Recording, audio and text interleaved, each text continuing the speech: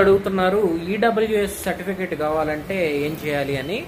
EWS certificate కోసం first lawyer దగ్గరికి వెళ్ళి నోటరీ చేయించుకోవాలి. దీనికి 200 తీసుకుని మీ ఆధార్ కార్డు తీసుకుని 10 నిమిషాల్లో ఇచ్చేస్తారు.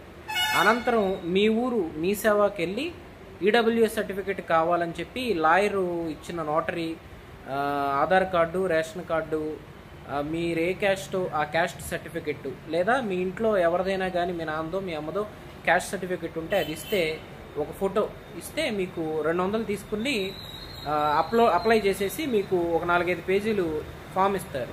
అది తీసుకుని వెంటనే విఆర్ఓ దగ్గరికి వెళ్ళి సంతకం పెట్టించుకుని వెంటనే ఆర్ఐ చేత ఎంఆర్ఓ చేత అక్కడే ఉంటారు పక్కనే సంతకం పెట్టించేసేసుకుంటే ఒక 10 నిమిషాల్లో 20 నిమిషాల్లో కంప్యూటర్లో అప్లోడ్ చేసేస్తారు. ఆ తర్వాత అదే మీ సేవకి వెళ్తే మీ ఈడబ్ల్యూఎస్ సర్టిఫికెట్ మీ చేతిలో పెడతారు. పెద్ద కష్టమేమి కాదు, చాలా తేలిగ్గా ఈడబ్ల్యూఎస్ సర్టిఫికెట్ తెచ్చుకోవచ్చు. నమస్తే.